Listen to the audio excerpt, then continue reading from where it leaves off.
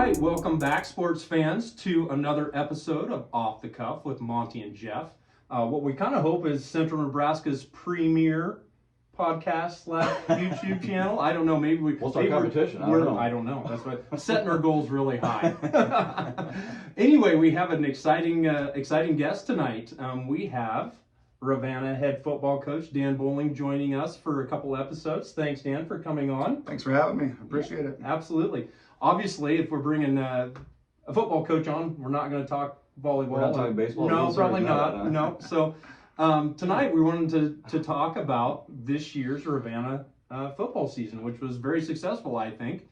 What do you think, Monty? What do you want to throw in there? You know, in all honesty, if you would have told me at the beginning of the season that these guys were going to finish 7-3 with a playoff win, I would have said you're smoking crack. You know, nothing personal against that. I just didn't expect it. And I would have to say that I agree with that, but this is a great surprise. It's fantastic. I along those lines, I guess that's maybe the first question we should ask Coach is, did you see this coming? When it comes down to it, we went down to Hastings this summer. We knew we had pieces, but it is crazy how things tend to work out. And the big thing with us was that Zach Lewandowski became a man this year. Is the straight up truth about it. No doubt about it. He was a great leader for us. Everybody knew that Zach was going to get the ball, and they couldn't stop it. But going back to, we were at Hastings, and it was one of those things where we looked at it and we're like, okay, we need to switch some stuff up offensively that we did in the past, and run more, power sets, and we're going to run the ball. We're going to control the clock, because it's one of those things. Amen. Football, or football in general, you can keep the ball, and drive down the field and run the ball. That was the big thing that we kind of changed this year, but it was more due to our personnel and what we have in that way. So I think that was a big part of our success. But yeah, I'm not going to put a win total on it, but I knew we had pieces. It was just getting those pieces to all fit together. Sure, absolutely.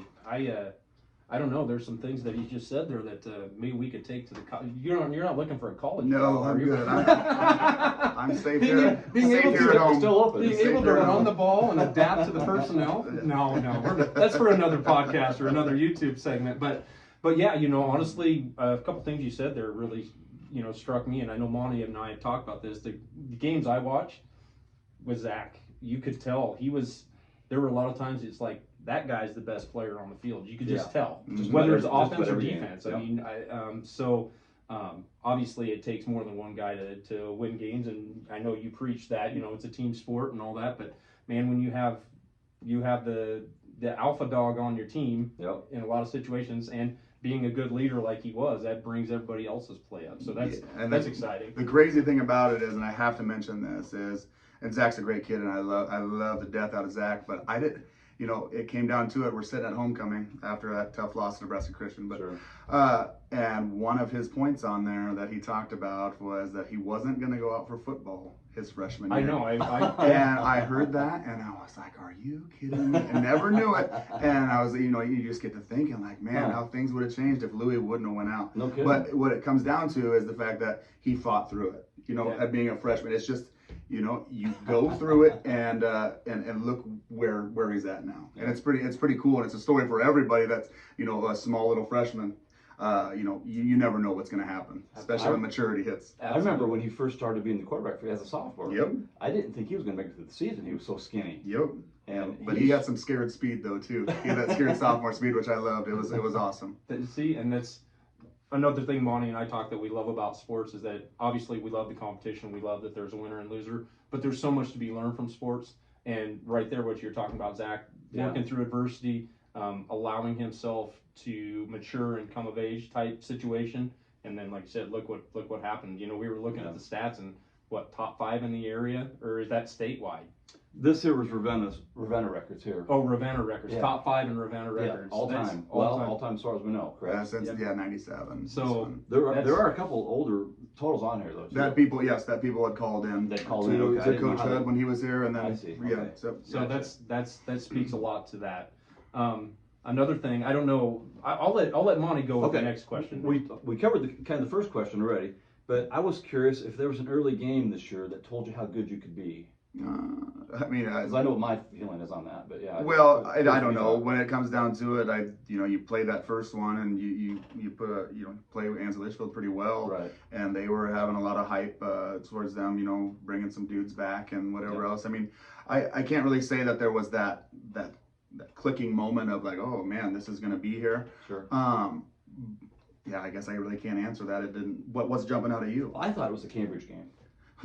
You guys kicked their butt. You played so good. We did play well, and the thing, looking at the Cambridge game, was the fact that I've been here for a bit, and I'm from here and whatever else, but it was really cool to me the fact that when I was say a freshman and a sophomore, that Cambridge came in here in the second round of the playoffs when they were on their tear, their run, of winning multiple state championships, and they kicked the snot out of us. Yeah. And coming back to that, I have a Rasmussen on my team here now. I have a Rager on my team now. I have a Bach on my team now. All those dads were part of that, and then they got to come back and beat Cambridge, which, coming back and you talk about, wins are cool and whatever else, but stuff like that really sticks with you, and it's pretty darn awesome. Well, and I would have to say for me, the first game I really got to watch in person was the Nebraska Christian game. I hadn't been around for some of those Friday night games at home. I'd watched the Southern Valley game on the internet. I'd watched some other ones, and I left that game, even though we lost, more impressed because, I mean, we were a much smaller team than Nebraska Christian physically. Yeah. But honestly, I mean, there were some plays here or there. They go a different way, and we should, we win that game. Yeah. And Nebraska Christian made it, 2 rounds deep? They won 2 rounds of playoffs. Yeah, they got beat last week by Stanton. Yeah. And we know that Stanton's a good team. Yep. So that was the game that I was like, because obviously maybe there were some games early that you guys blew some people out that maybe they weren't really good. Right. Nebraska Christian was good, and you should have beat them. Yeah. I mean, deep down, I feel like you should have beat them. Definitely could have, if not should have. Yeah. So from that standpoint, that was kind of these guys have got it. So they do. It was cool. No, we already talked about Zach a little bit as far as being one of your standout players. What about Tommy? Tommy, what does Tommy mean? Tommy, Pasota, he's the first guy you want to come off the bus. I'll tell you that much. And see that big old guy with that mullet and be like, yeah, that's our dude. But Tom has one of the biggest hearts that I've ever seen, and just a great kid in general. You can talk about him doing things on the football field. He is a great kid. My son just looks up to him so much, and Tommy fed into that. It's just really cool to see him be a great role model. Yeah. When it comes to the football field, if you didn't notice, defensively, we would set Zach and Tommy on the same side and be like, we'll dare you to run to these two. Right. And then we'll have those two over there, and then we got our other 6 dudes that are going to fly to the ball and go make a play in that way. Offensively, if you watch us enough, you'll notice we like to pull Tom a lot, running our counter play and, getting him running down the line and kicking out a defensive end. We really liked our chances with that, and I know that both Carter and Zach they appreciated it too. Yeah. Well, and that's we mentioned obviously Zach and Tommy specifically, but there were a lot of kids that look going into the season. I've seen some of these kids. They were in my daughter's class growing up, and Sam King. To see him when I remember him, a little kid, he was always small. Step up and play offensive line for you. Right. Yeah. You look at Carter and you look at some of those guys. Caden. Caden is not a big kid. He's a stocky kid, but he's not a tall, imposing kid. But man, he plays hard. Yes. Plays hard. Plays hard. In your face. I've heard some funny stories about Chase this year too. I won't talk about him on the podcast. I love it. I mean, he's definitely turned a page, and he's turning into a dude, which is really, really cool to see. Yep. But getting back to all of those guys, I knew coming into the season a lot of our success was going to depend on the sophomores that are now juniors. Right. Okay, in between that, and boy, did they do what that's what I was hoping for, and probably more. Yeah, for sure. And actually, I think, sorry, I keep bringing up these memories of me of what I've watched. I was watching that Southern Valley game, and there were a couple plays right at the beginning of the game, some passes over the middle where Keaton just absolutely lit up the guy coming across the field. Yep. I was like, that's an aggressive play right there. Yep. And, you like to see that it's a mindset, Agreed.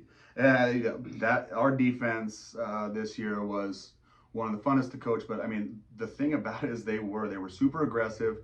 they took what they've been taught and they did everything that we asked and played at 100 miles an hour. We were really good tacklers too. Yeah. Yeah, you were. And it was one of those things where, yeah, our defense definitely set the tone for us. And yeah, Keaton was one of those ones where we knew Keaton could play, but he definitely stepped his game up, and he knew that was his role, and he ran with it. And yeah, man, he flew around and he had some fun out there. Yeah. And he told me after one game, I go, so is this better than baseball? He goes, oh yeah, way better than baseball.